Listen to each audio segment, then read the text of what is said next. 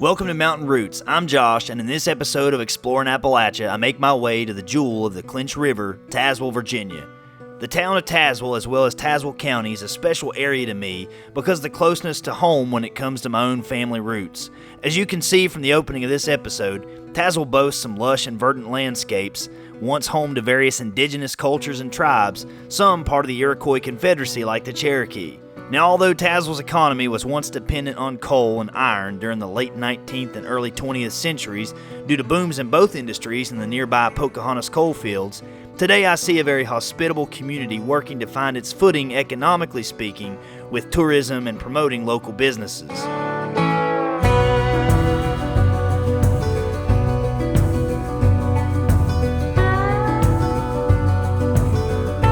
Today, I'm going to stop in and talk to one such local to get his perspective about life and business here in Tazewell.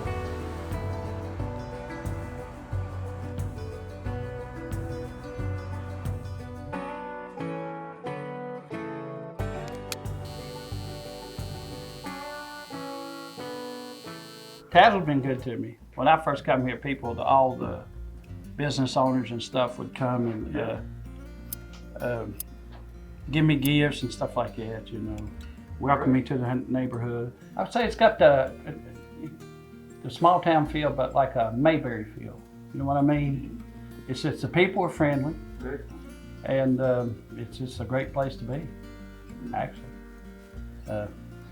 As far as a barber shop here, it does give you the feel of like, some people even call me Floyd. I don't know. But.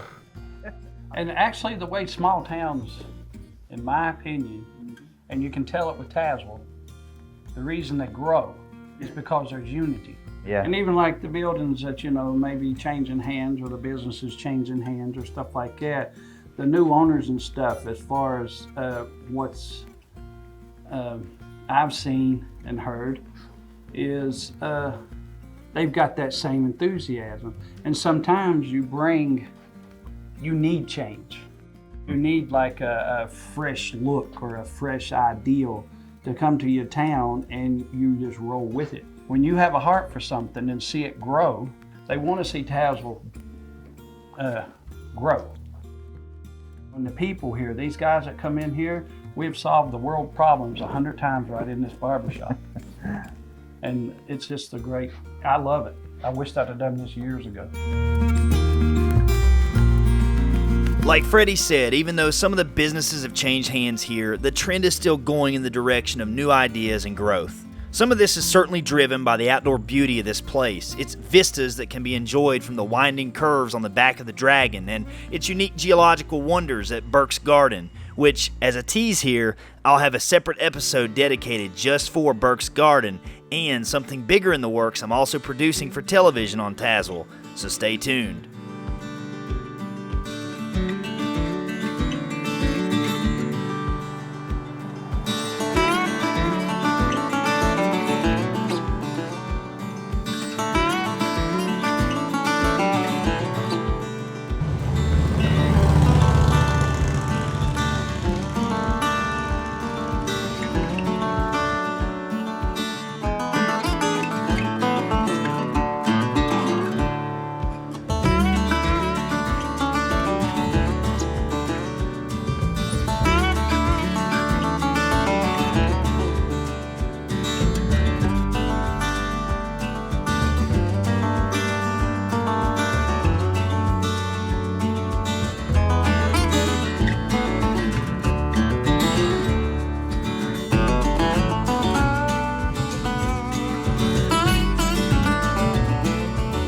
It's wild to me to think at one time this town operated a streetcar, and apparently it was one of the smallest towns in the United States to do so.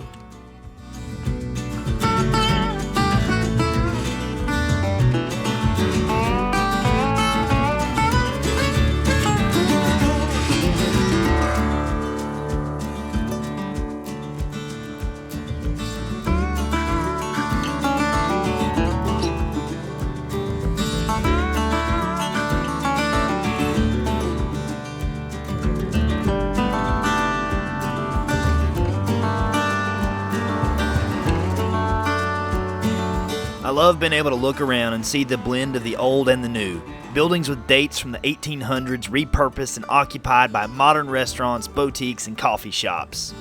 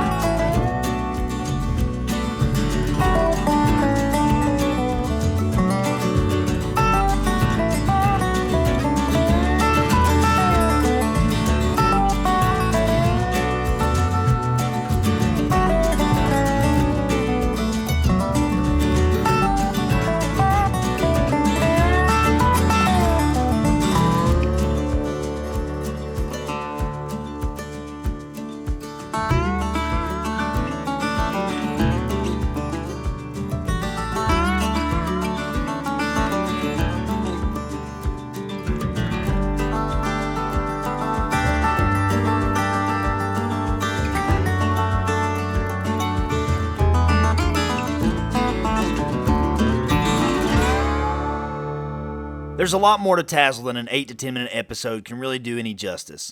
Like the old part of town where the depot, now visitor center, is located, or the proud sports tradition the local high school has carried on for decades. I remember playing the Bulldogs on this diamond when Coach Lou was still coaching. They were one heck of a team. Hall of Fame pitcher Billy Wagner even played for them when he was in high school. Now, I haven't touched on the pre-revolutionary history of this area either, how the Scots-Irish settled this Appalachian backcountry, and the first permanent settlement in Tazewell County was in 1771 at Crab Orchard. Tazewell itself was named after Virginia Senator Henry Tazewell, and men rallied here on their way to the Battle of Kings Mountain.